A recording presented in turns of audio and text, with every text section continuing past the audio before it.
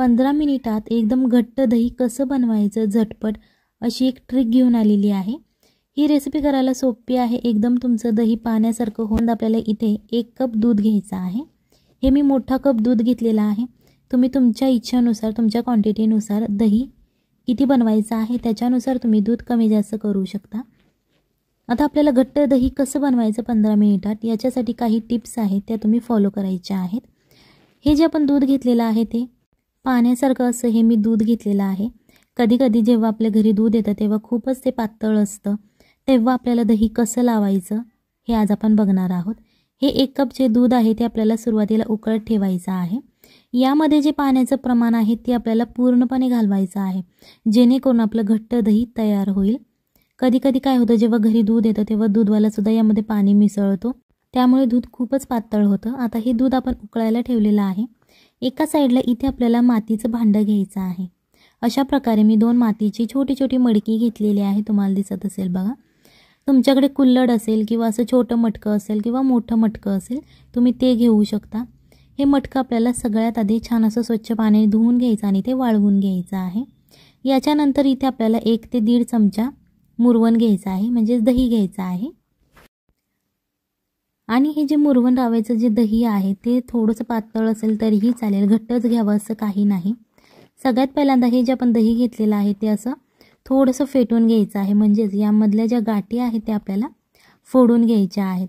ही recipe तुम्ही कधीही try करू शकता, झटपट होणारं दही आहे आणि एकदम घट्ट असं दही तयार होतं। थोड्याफार काही टिप्स आहेत त्या तुम्ही फॉलो करायच्या आहे, जेणेकरून अशा प्रकारे तुमचं घट्ट दही तयार होईल। इथे आपल्याला एक ब्रश घ्यायचा आहे।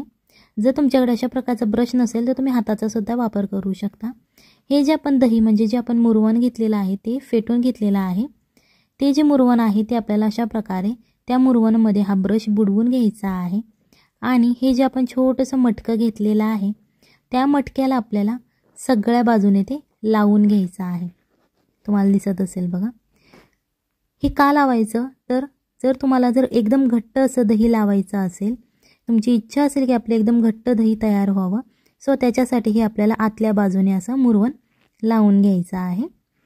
जर तुमच्याकडे असं छोट्या प्रकारचं मातीचं मटकं नसेल तर तुम्ही जर एखादं स्टीलचं भांडं घेतलं तरीही चालेल।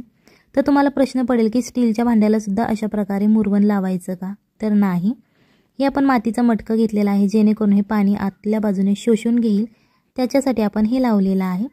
जर तुम्ही स्टीलच्या भांड्यामध्ये लावत असाल तर अशा प्रकारे आतल्या बाजूने मुरवण नाही लावलं तरीही चालेल।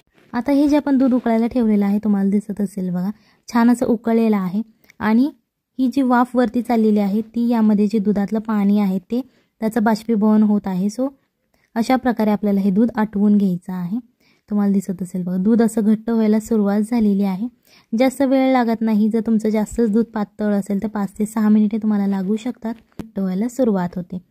आता आपण गॅस बंद करायचा आहे, कारण दूध हे घट्ट झालेलं आहे आणि पाणी निघून गेलेलं आहे। गॅस बंद केल्यानंतर आपण जे मुरवण घेतलेलं आहे ते 1 चमचा या दुधामध्ये मिक्स करून घ्यायचं आहे। गॅस बिलकुल चालू ठेवायचा नाही, गॅस जेव्हा बंद करता तुम्ही तेव्हाच तुम्हाला हे ॲड करायचं आहे आणि अशा प्रकारे ते मिसळून घ्यायचं आहे, जेणेकरून ते दुधामध्ये एकजीव होईल। हे दूध आपल्याला थोडंसं थंड करायचं आहे, कोमट असं करायचं आहे। दूध जेव्हा तुमचं थंड होईल त्याच्यानंतर परत 1 चमचा आपल्याला मुरवण यामध्ये टाकायचं आहे, जेणेकरून ते परत एकदा छान असं दूधसुद्धा तुम्हाला मिक्स करायचं आहे। ही रेसिपी नक्की एकदा घरी ट्राय करा, आपल्या फॅमिलीला खाऊ घाला आणि मग मला कमेंटमध्ये सांगा कशी झाली होती, कारण हे दही खूप छान असं घट्ट असं लागतं। तुम्ही याची कढी बनवू शकता किंवा एखाद्या रेसिपीमध्ये सुद्धा मॅरिनेशनसाठी हे दही तुम्ही यूज करू शकता, किंवा असंच खाल्लं तरीही चालेल, कारण मातीच्या भांड्यामधलं जिथं नसेल मातीचं भांडं तर तुम्ही दुसऱ्या भांड्यात लावलं तरीही चालेल। आता आपण जे मुरवण लावलेलं मडकं होतं ते तुम्हाला दिसत असेल बघा, जे दहीमध्ये पाणी होतं ते मडक्याने पूर्णपणे शोषून घेतलेलं आहे। सो अशा प्रकारे तुम्हाला हे आता भांडं घ्यायचं आहे, पूर्णपणे पाणी या मडक्याने शोषून घेतलेलं आहे।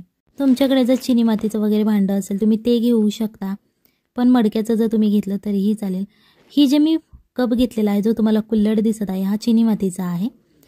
सो अशा चिनी मातीच्या भांड्याच्या जागी अशा प्रकारचं जर तुमच्याकडे मातीचं असेल तर तुम्ही ते घ्या, पण हे घेऊ नका, कारण आपण हे कुकरमध्ये ठेवणार आहोत। सो त्याच्यासाठी चिनी मातीचं कोणतंही भांडं तुम्ही वापरू नका, मातीचं, स्टीलचं, जर्मलचं वापरलं तरीही चालेल। हे जे दूध आहे ते आता आपण या मडक्यामध्ये ओतून घेतलेलं आहे। याच्यानंतर आपल्याला एक पेपर फॉईलचा तुकडा घ्यायचा आहे, जेणेकरून या पेपर फॉईलने जी आपण आता याच्यामध्ये वाफ तयार होणार आहे, जो गरमपणा तयार होणार आहे तो बिलकुल बाहेर येणार नाही। त्याच्यासाठी आपण ही पेपर फॉईल यूज केलेली आहे, कारण जी काही गरमी आहे ती आतमध्येच राहिली जाईल आणि बाहेर येणार नाही आणि लगेच आपलं दही तयार होईल। याच्यासाठी आपण ही पेपर फॉईल लावलेली आहे। इथे आपल्याला एक कुकर घ्यायचा आहे, तुमच्याकडे जो कुकर अवेलेबल असेल तो तुम्ही घेऊ शकता, छोटा किंवा मोठा। त्यामध्ये फक्त तुमचं भांडं नीट बसलं पाहिजे याच्या प्रमाणात तुम्हाला तो कुकर घ्यायचा आहे।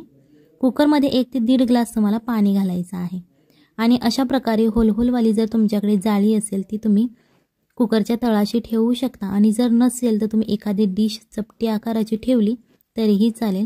तुम्हाला दिसत असेल बघा, पाणी आता उकळायला लागलेलं आहे।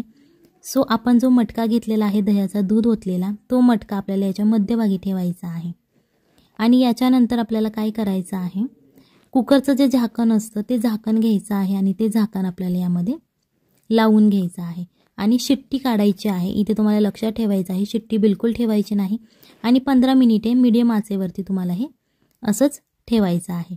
15 मिनिटे झाल्यानंतर 15 मिनिटानंतर थोडासा कुकर थंड होऊन द्यायचा आहे आणि त्याच्यानंतरच तुम्हाला हे झाकण काढायचं आहे। अगोदर काढू नका, नाहीतर वाफ तुमच्या तोंडावरती येईल। सो त्याच्यासाठी थोडंसं थंड झाल्यानंतरच काढायचं आहे। मी थंड झाल्यानंतर काढलेलं आहे, फक्त थोडीशीच वाफ यामध्ये शिल्लक आहे।